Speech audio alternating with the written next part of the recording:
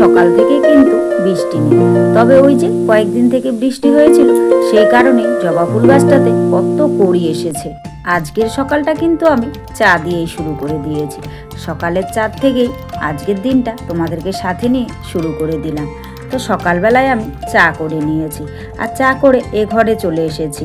আর এই যে বিস্কুট নিয়ে নিচ্ছি, আসলে কি বলো তো, নিউট্রিচয়েস বিস্কুটটাই বেশিরভাগ খাই, তবে মাঝে মধ্যে কিন্তু টোস্টও খাই।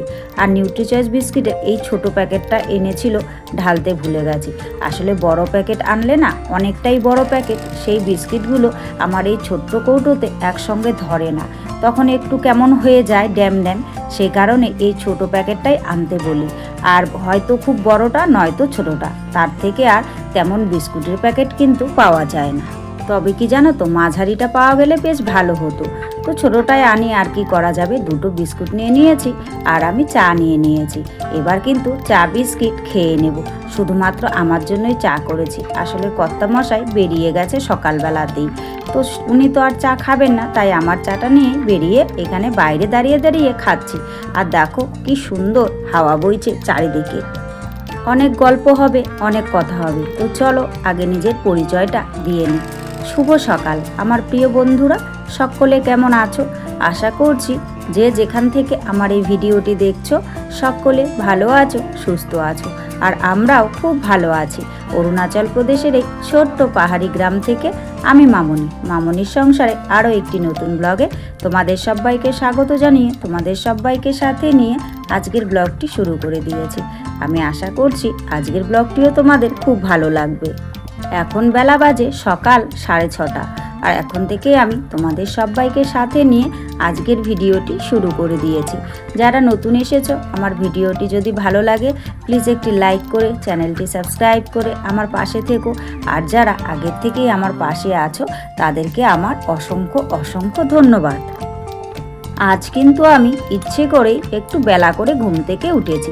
আসলে ওই যে কর্তামশাই বেরিয়ে গেছে, তো মেয়েরও স্কুল নেই, সে কারণে একটুখানি লেট করে ঘুম থেকে উঠেছি।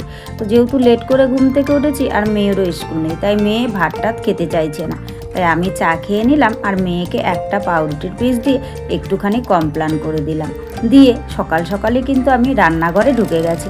আসলে কি বলতো, ওই যে সকালের খাওয়া তো কারোরই তেমন একটা হয়নি, আজকে তো একটু তাড়াতাড়ি খিদে পেয়ে যাবে, সে কারণেই কিন্তু রান্নাবান্নার কাজটাই আমি আগে করে নিচ্ছি। তো ভাত করে নিয়েছি, আর আজকে জানো তো ঘরে তেমন কিছু নেই, সে কারণে মুসুর ডালে চচ্চড়ি বানিয়ে নিচ্ছি। আর সঙ্গে দিয়ে দিয়েছি মেয়ের জন্য একটা আলু আর হচ্ছে পেঁপে। এই পেঁপে দিয়ে মুসুর ডালে চচ্চড়ি খেতে না আমরা খুব ভালোবাসি, আর মেয়েও বেশ খেতে ভালোবাসে, সে কারণেই কিন্তু ডাল চচ্চড়ি বানিয়ে নিলাম।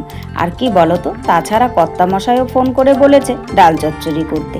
আমি ভেবেছিলাম ডাল করব আর হচ্ছে পেঁপেটা ভাজা করব, কিন্তু কর্তামশাই বলল না, ডাল আর খেতে ভালো লাগছে না, একটু চচ্চড়ি করো তাহলে বেশ খাওয়া যাবে।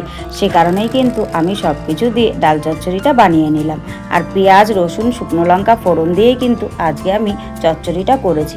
তো আমার রান্নাবান্নার কাজ আজকের মতো কিন্তু কমপ্লিট, কারণ আজকে তেমন কিছু আর বানাইনি, সে কারণেই কিন্তু রান্নাবান্নাটা খুব দ্রুত আমার হয়ে গেল। শুধু রান্নাবান্না করলেই তো চলবে না, তাই না? সংসারে থাকতে গেলে আরও অনেক কাজ করতে হয়। কিন্তু জানো তো, অনেকেই বলে তোমরা তো ঘরেই থাকো আর সারাদিন ধরে ঘরের কাজ করো, তাছাড়া আর কি কাজ আছে তোমাদের? তোমরা তো বাইরে কোনো কাজ করো না, শুধু ঘরের ওইটুকুনই তো কাজ, রান্না বান্না, আর কি কাজ করো? আসলে কি বলো তো বন্ধুরা, এই কথাগুলো না আমরা যে মহিলারা ঘরেই থাকি, বাইরে কোনো কাজ করি না, তাদেরকে কিন্তু সব সময় শুনতে হয়। কিন্তু কি খালি চোখে কাজগুলোকে দেখা যায় না। যখন তুমি সেই কাজগুলোকে ক্যামেরাবন্দি করবে, তখন তুমি দেখতে পাবে যে রান্নাবান্না ছাড়াও সংসারে আরও এমন কিছু কাজ আছে যেগুলোকে খালি চোখে দেখা যায় না, সবার নজরেও পড়ে না। সে কারণেই কিন্তু সবাই এই কথাগুলো বলতে বেশ ভালো পারে।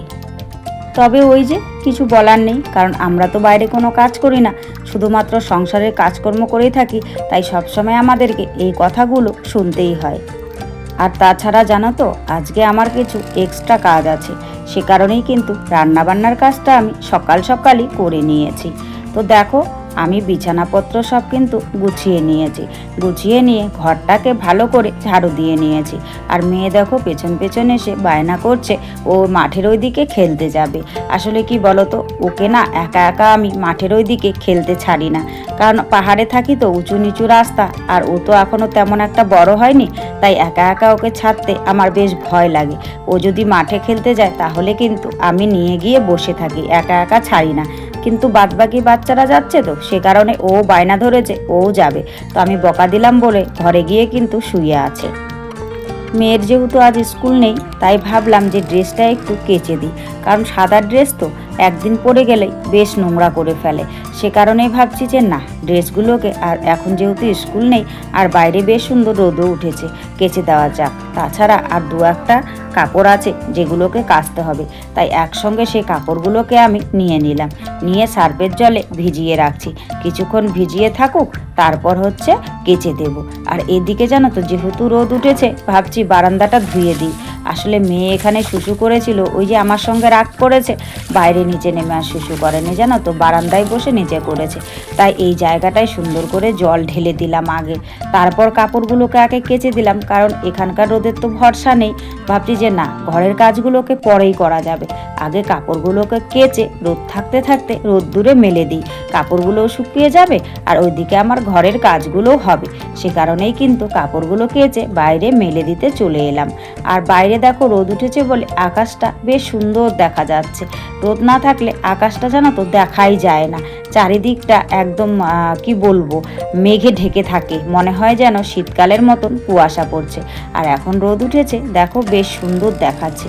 তো যাই হোক, জামা কাপড়গুলো কেচে তো মেলেই দিয়েছি, আগে এক বালতি জল ঢেলে দিয়েছি, এখন আরও এক বালতি দিয়ে সুন্দর করে কিন্তু কেচে টেচে জায়গাটাকে ধুয়ে দিচ্ছি। তো ভেবেছিলাম কি বলো তো, ওই সাইডের জায়গাগুলোকে পরিষ্কার করব। তো জানো তো, এই কাজগুলো করতে করতে বেলা অনেকটা হয়ে গেছে। এই সাইডের জায়গাটা যদি পরিষ্কার করি তাহলে আমার অনেকটাই সময় চলে যাবে, সন্ধে হয়ে যাবে। আর সে কারণে ভাবলাম যে না, আজকে আর এই জায়গাটা পরিষ্কার করব না, মানে সাইডের ধারগুলো আর কি।